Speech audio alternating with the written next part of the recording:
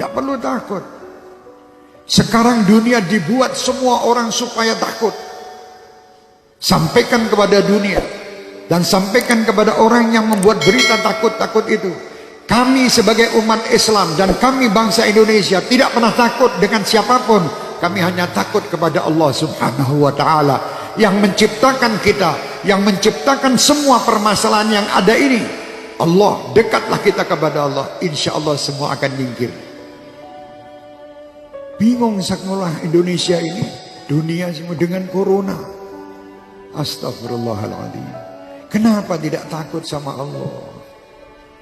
Anda lebih takut membeli alat-alat untuk mencegah supaya tidak kena corona, tapi Anda tidak pernah mendatangkan ustadz untuk menyegah anak cucu kalian masuk neraka.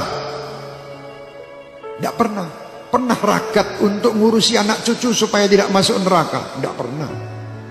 Tapi kalau berita corona, apapun dijual guna untuk membeli supaya selamat daripada corona. Mau mati sekarang, mati besok tetap mati. Sudah tidak bisa, kita mau lari dari kematian, tidak bisa. Supaya kita selamat, ayo dekat kepada Allah. Tidak ada mudarat. Siapa yang meninggal kena virus, pasti yang sudah ditetapkan Allah harus meninggal pada waktu yang ditetapkan. Didatangkan malaikat pencabut nyawa atas perintah Allah, lewat sakit kena virus. Tanpa kena virus itu pun yang meninggal tiap waktu tetap terjadi. Lalu apa yang harus kita lakukan? Apakah kita panik? Jangan. Panik tidak menyelesaikan masalah. Kita baca mengapa syariatnya Allah takdirkan ada ini. Oh, makan tidak terjaga, hidup yang kotor, dan berbagai hal yang kita bisa dapatkan informasinya. Efeknya, sempurnakan syariatnya, hidup bersih, makanan bersih, sikap bersih, plus doa yang banyak. Karena virus itu tidak akan menyentuh kita tanpa izin pemilik diri kita.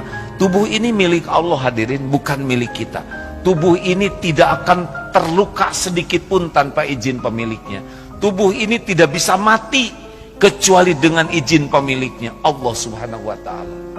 Oleh karena itu, mendengar virus corona, yang harus diingat bukan virusnya, tapi pencipta, penguasa, pemilik segala-galanya, Allah Subhanahu wa ta'ala. Dan kita harus tahu bahwasanya musibah itu bisa Allah timpakan kepada siapa saja. Fitnah itu akan bisa Allah timpakan kepada bukan orang yang berbuat zalim. Yang la tusibanna alladziina dzalamu minkum khassah, tidak akan menimpa kepada orang yang bermaksiat saja, tidak. Bisa saja yang ridho dengan orang bermaksiat akan ketimpa juga. Mungkin semacam itu. Jadi ada sebuah tempat dia melakukan kemaksiatan lalu Allah timpakan musibah, orang berimannya kena. Cuman buahnya orang beriman ini nanti tetap selamat di akhirat. Baik. Jadi semacam itu, musibah akan selalu ada. Hari ini ada itu kan selalu ada. Dan musibah dihadirkan oleh Allah bukan karena Allah tidak mampu untuk mengangkatnya, untuk mengangkat orang yang sadar kalau itu musibah dan bagaimana menyikapi musibah. Jadi Allah yang mengangkat derajat seorang hamba itu bermacam-macam cara. Ada jadikan ahli ibadah, kaya raya, sedang menderma, punya ilmu, jadi ulama, dan seterusnya.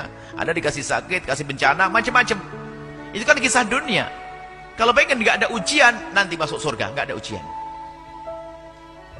Baik.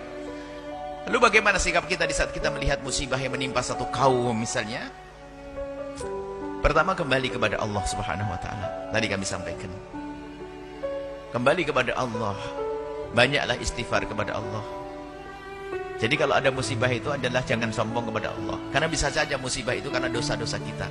Banyak istighfar kepada Allah agar Allah jauhkan dari musibah. Istighfar yang banyak. Istighfar. Astagfirullah. Apa yang terjadi setelah datang virus corona? Apa yang terjadi?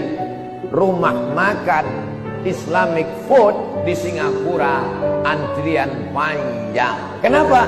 Karena saudara-saudara kita yang ada di Singapura, yang non muslim, yang tak Islam, lebih percaya kepada makanan orang Islam. Bicara makanan ini bukan bicara tentang masalah Islam saja. Insya Allah kalau video ini kalian share, didengar oleh mereka, insya Allah banyak yang bersyahadat. Pas ditengoknya penceramahnya Abdul Somad, tak jadilah. Ustaz radikal nih gitu. Kalian terlalu termakan isu. Jangan kalian makan isu. Yang dimakan itu bakwan.